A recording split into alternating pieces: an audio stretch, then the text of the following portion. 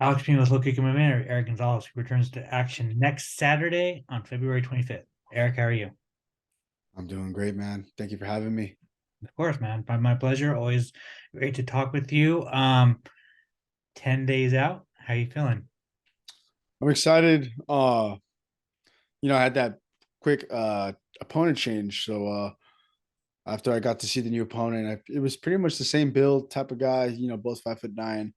They both fight very similar in my opinion. So to me, the game plan doesn't change. So that's always a good thing because I did train specifically for Flowers, and so it's good to see that it's not going to be much of a change in my game plan. And I look forward to taking his first L. So before we get to that fight, I want to go back to your fight with Terrance McKinney, man. What'd you learn from that fight? Uh, it's just be more patient. Just be more patient. Not scrambling crazy. I did a very big mistake in scrambling, leaving my neck out, and unfortunately, it cost me the fight.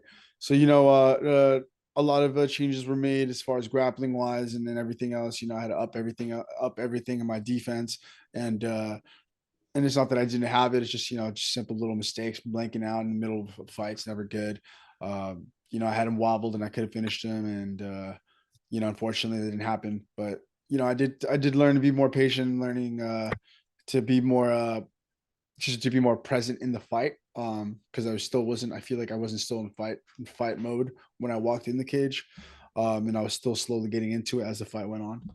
So yeah, just more of just being ready at the moment of the fight to from the start, and not just building up into it. Why do you think you weren't in fight mode?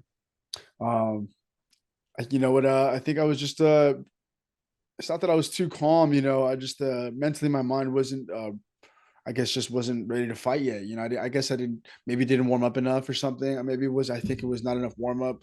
Still coming there a little cold, so I didn't feel like I was getting into a fight until I got in there, and then I started getting hit, and then I started hitting back, and that's what really activated me to be in fight mode. And then by then it was just one after another. He did a very good job of pressuring me with that takedown, and we knew that he was going to go for it, and I just wasn't ready for it. So it's just small mistakes. To me, it's so fascinating, and it's so like because I don't understand it, right? Like fighters always say, like the fight game is like 90% mental, 10% physical, right? And Mm-hmm. you can be ready as fuck, but your you know your body's good, but just you don't show up, right? Or you show Yeah. up too late. You show up too late in the fight, like you just said in your case. What's that about? This fight game is there's always, like you said, there's more to it, man. And for this, it's like, for example, talking about this, I had a mental coach that I brought into my camp this time, and and I've been meditating a lot more. And just kind of trying to find myself, trying to find my higher self. Um, and all that comes into play, man. From uh, the moment you start camp to putting everything in your mind how you want it to work out, and the game plan that you set, and making sure that everything is just a vision of clarity, that you're going to win, and you're going to do this, and this is exactly what you set for in front of you, so then you're going to do it knowing that that's where you're going to excel in the fight. So to me, for this camp, having that mental coach has really changed my mind, and or not my mind, but like the way of me thinking leading up to the fight. And in my mind, I already won now, and it's just going in there and just displaying the skills, and proving that that I need to be in there, and that I deserve to be in there because it was earned. Thanks for sharing that, man. Trevor Peek. It was a quick switch up, man. And first of all, was there any hesitancy taking this fight? You know, a guy that making his UFC debut, he's a dangerous fighter. You had worked a big training camp for Darius Flowers. Was there any hesitancy taking this fight, or were you going to fight February 25th against whoever? Man, no hesitation. I've never had a hesitation in my mind when it came to fighting. If you look at my history, I pretty much have been in. I've been in a lot of fights, man. Every time they've offered, I've never been one to say no. I'm a fighter at the end of the day, and If I want to make that check, I got to go in there and be whoever they put in front of me. So mentally and in my mind, I was ready for whoever they put in front of me. It didn't matter who it was. I mean, they put Jim Miller, they put Terrance. It didn't matter. I never say no. So And you're taking him on short notice, but he's also taking you on short notice, right? So you guys switched opponents. mhm. It's a very, very fun fight on paper. You guys both come forward. You guys are both looking to knock each other out, man. What do you think of the matchup? It's exactly what you said, man. I think he's going to be looking out for that knockout. He comes off very, if you look at his history, he has a lot of first round finishes, KO, TKOs. So he's always looking to finish right off in the beginning round. I think that's going to be his biggest flaw. I'm not looking to finish in the first or second. I'm just going in there to completely dominate in every aspect of the game. Um, I'm gonna be as violent as possible in there and just pick my shots very wisely. I don't intend to go in there. I'm gonna go forward. I always go forward. That's never gonna be an issue. But I definitely tend to hurt him in every part of his body that I could possibly touch. And that's what I want to do in there for this next fight. I know he's gonna push forward. I know he's gonna come in hard. He swings a little wild. Um, just coming off of that a contender series fight that I saw from his last fight. And he kicks very hard, hits very hard as well. So, his record says everything. Um, I just think that I'm going to create a lot of problems for him. My as more of these fights have gotten, and now that I fought in the UFC twice, you know, there's a lot of anxiousness and like nerves that you kind of get just from that first fight, and officially him in the UFC. So all that comes into play, and if he's not ready for that, then I'm definitely gonna be taking advantage of that because I would consider myself now a somewhat of a veteran to have those feelings, those unfamiliar feelings come into play, and the way we're working this camp is to have me ready for all aspects, from walking into the cage to preparing before the cage, and even when I'm staring him across on the stare downs. So you've had two fights already, man, and but to me it seems like you're taking this kind of as like a reintroduction to Ghost Pepper and like the UFC audience. Like this is going to be your real coming out party. Am I correct with that? Um, you know, Not necessarily, because when I went to that Jim Miller fight, I gave up a good performance. I almost had him on the floor, and I think it's just going to be more of just. I think this is going to be the Ghost Pepper that got me into the UFC as opposed to the Ghost Pepper that entered the UFC and was just trying to put on a show. Now I'm just gonna go in there and just do what I always did, man, and I'm gonna enjoy every bit, every minute, and every second of the fight. How do you drown out the social media trolls and the people talking shit? Like how do you drown that out? Um, I mean, if people send me messages, I just block them straight up. I truly don't give a shit. If I see something negative in that message, man, it's just instant block. It's just like, why do I need to even see that shit? You know what I mean?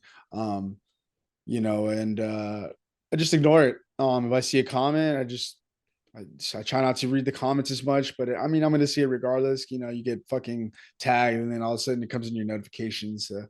I see them, and I just don't really care, man. I'm just focusing on me, focusing on my well being and my state of mind. And for any of the haters that want to send messages, they just get blocked, and I don't respond. So, it's pretty sad to for those guys, but for me, I'm doing what I love, and I'm enjoying it.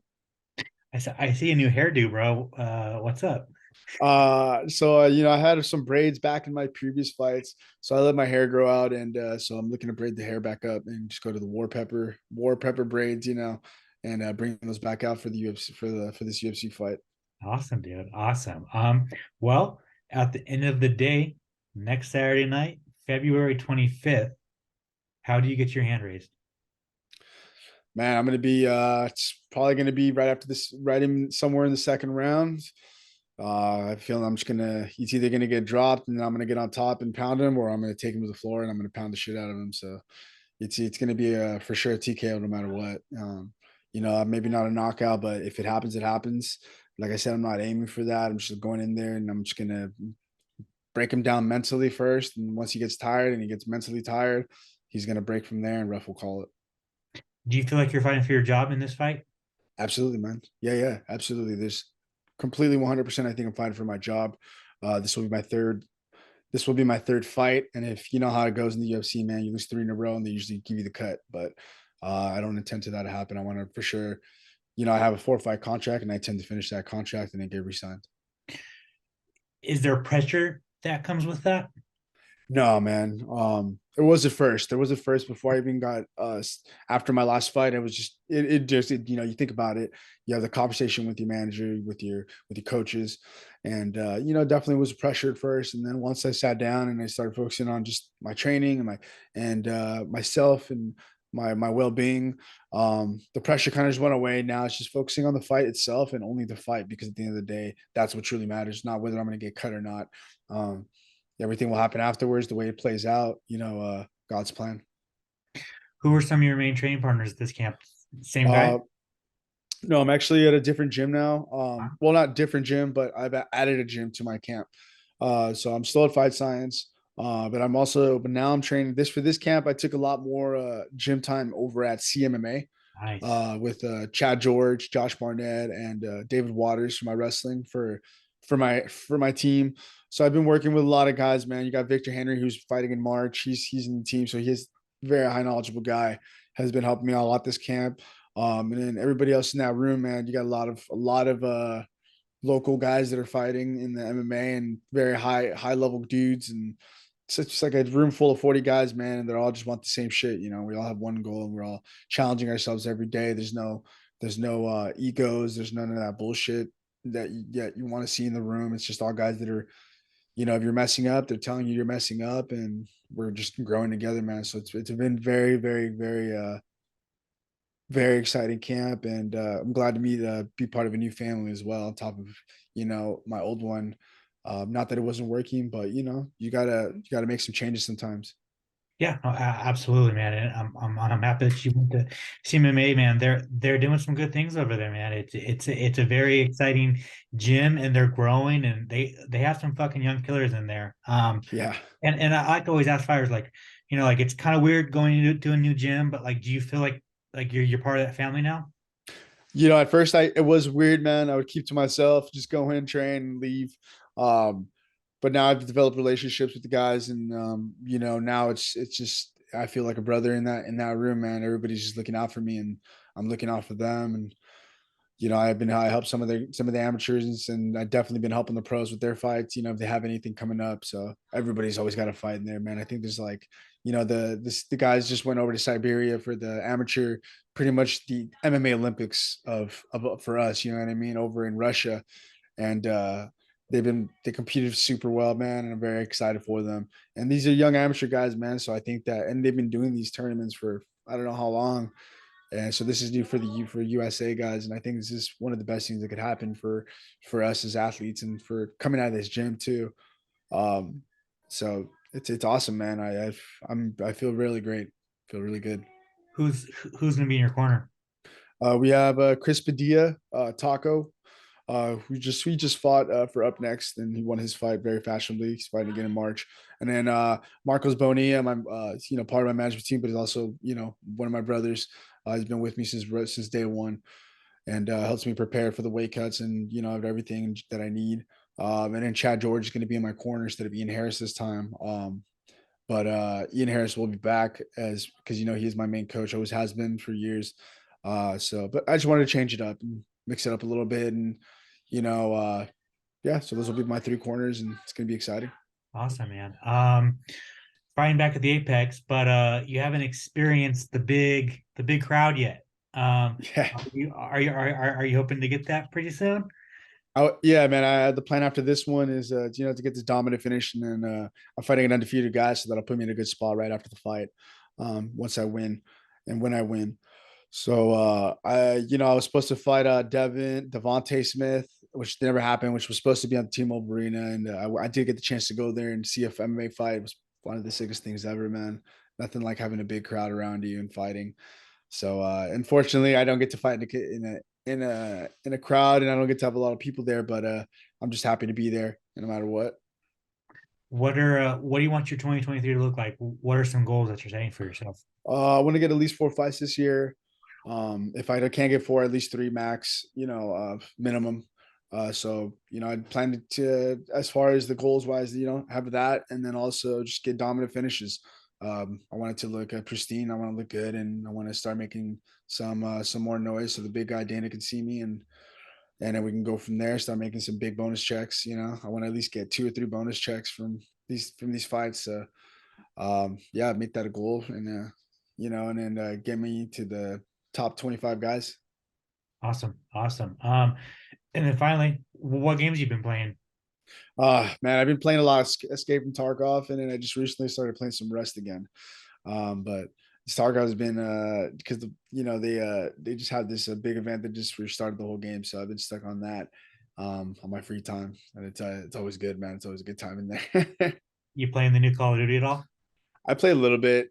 I wasn't a big fan. I mean, I liked it. I mean, don't get me wrong. It's not that I wasn't a fan, but I guess I'm just so stuck on like the realism kind of state of shooting FPS games. So I usually stick to that. Awesome. And then big fight in your division, the lightweight division last weekend. What do you think of that fight? Dude, it was a great fight. Volk showed up, man, and I was very, very impressed. Volk puts a pretty big statement into the lightweight division, considering how Islam's been winning his fights. I thought Islam won. I don't see any reason why he didn't win. So he's. I just think that I think if they rematch, Volk will win the next one. Awesome, awesome. And then I got one more. The UFC is planning a Mexico City card later this year. You trying to hop on that card? Dude, if I can, fuck yeah. If I can, yes, yes. I fought in Mexico many times already, so I'd definitely be more than happy to hop on that card if they got me on there. And I have a ton of family out there, so I'm sure they would all go. Absolutely, dude. Yeah, you your fights in Mexico were always fun, and you bring some eyeballs, you know. The crowd in Mexico is a lot different than the U.S.